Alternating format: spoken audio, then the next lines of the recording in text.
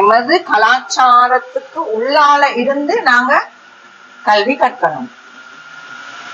அப்ப பெரிய பெரிய நோக்கம், ஒரு பாரிய நோக்கத்தோட தான் அது எங்களுக்குள்ளால வந்தது உருவாக்கி தந்தாங்க எங்கட முன்னைய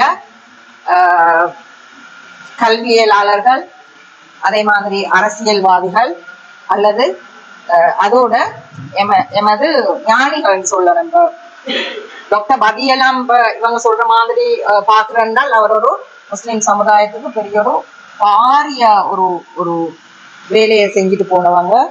ஆனால் இந்த காலங்கள்ல அவங்களோட சேவைகளை பற்றி எங்களால புரிஞ்சு கொள்ளக்கூடிய நிலையில நாங்க இல்லை. அதே மாதிரி நாங்க அறிஞர் சித்திலேபையை பற்றி கலைக்கிறோம். இந்த புத்தகத்திலையும் நூலாசிரியர் குறிப்பிட்டிருக்கிறார் இந்த விஷயத்தை பற்றி. அறிஞர் சித்திலேபை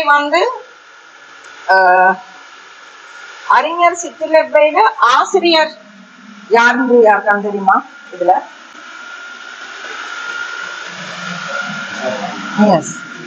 இருக்கிறாங்களே, கசாவத்தை ஆலிம் புலவர். கசாவத்தை ஆலிம் புலவர் நாங்க சும்மா அப்பா இந்த வச்சிட்டோம் அவரை ஒரு ஓரத்துக்காக்கி. அவரோட ஞானம் தான் அறிஞர் சித்திலேபைய முஸ்லிம் எஜுகேஷனை மேல தூக்கணும்னு சொல்லி சிந்திக்க வச்சிருக்கு. அவர் எங்களுக்கு கிட்ட இருக்கிறார். ஜஹிரா ஸ்கூல்ல நான் போனன்னைக்கு உச்சம் சந்தோஷப்பட்ட ஒரு இடம், அவரோட பேரு ஸ்கூல் சாங்ல இருக்கு, பேர் இருக்கு.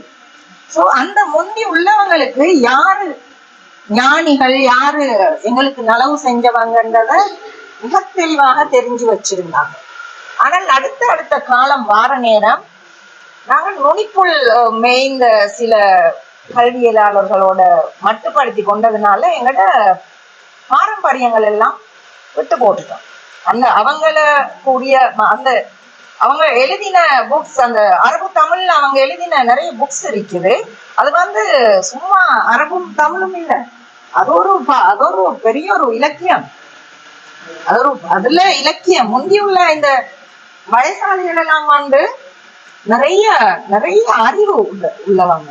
வயசாளிகள் சின்ன சொன்னாங்க, இந்த ரீடிங் சம்பந்தமா சொன்னாங்க தானே. முந்தி உள்ள வயசான ஆக்களோட கதைச்சிட்டு இருந்தாலே நிறைய இந்த ஒத்த கருத்துக்கள், எதிர்கருத்துக்கள், அது மாதிரி சொல்லாடல்கள் எல்லாம் உள்ளே படிச்சுக்கொள்ளும். அதற்கு வேறையாக படிப்பிக்க தேவையில்லை. நாங்க அந்த வயசாளிகள் இந்த அறிவுகளை பெறக்கூடிய வழிகள் எல்லாம் இந்த அரபு தமிழ் எல்லாம் இப்ப நாங்க அழிஞ்சு போயிட்டு. ஆனா அக்குரனா அதுல பெரிய ஒரு இடத்துல இருந்த ஒரு பிரதேசம். அப்ப நாங்க இதெல்லாம் சின்ன சின்ன விஷயமாக கருதி நாங்க அதுல இருந்து தூரமாயிட்டு வரோம். கசாவத்தை ஆலிம் புலவர் சம்பந்தமாக நாங்க கதைச்சோம். லக்கீலி எங்க நூலாசிரியர் தந்தையும் அவர் பற்றி ஒரு விஷயத்த சொன்னாங்க. கசாவத்தை ஆலிம் புலவர் எப்படி ஃபேமஸ் ஆகினாங்கன்னு கேட்டால்,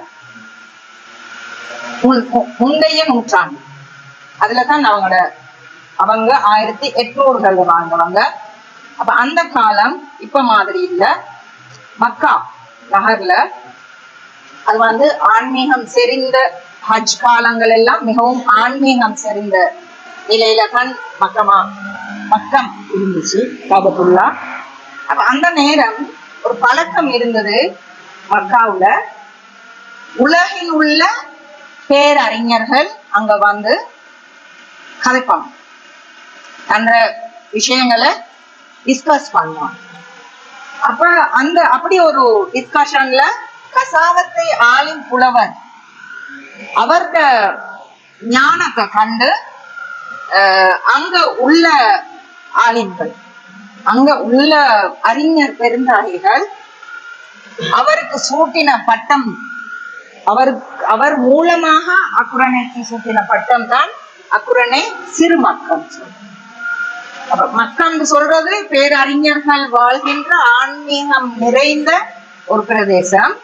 அப்ப இப்படியான ஒரு மாபெரும் ஞானி, அதே நேரம் அவர் ஞானி மட்டுமில்ல, அது ஒரு மார்க்க மேதை. கசாவத்தை ஆலிம் சாஹிப்னு சொல்றவர் மார்க்க மேதை.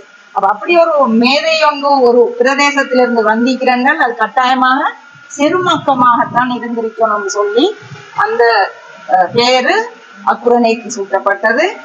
அதை கட்டாயமாக நாங்க திருப்பி எடுக்கணும். அந்த அந்த இதை நாங்க திருப்பி எடுக்கணும். It is there already. அதனால அந்த செய்தியையும் உங்களோட பகிர்ந்து கொண்டு சந்தர்ப்பத்தை வழங்கிய ஏற்பாட்டு குழுவுக்கும் நன்றிகளை தெரிவித்துக் கொண்டு நாங்கள் மீண்டும் ஒரு முறை இந்த மாதிரியான இடங்களில் சந்தித்து எமது விடயங்களை, எமது ஆதங்கங்களை அல்லது சமூகத்தின் தேவைகளை கலந்துரையாடுவோம் என கூறி உங்களிடமிருந்து விடைபெறுகின்றேன்.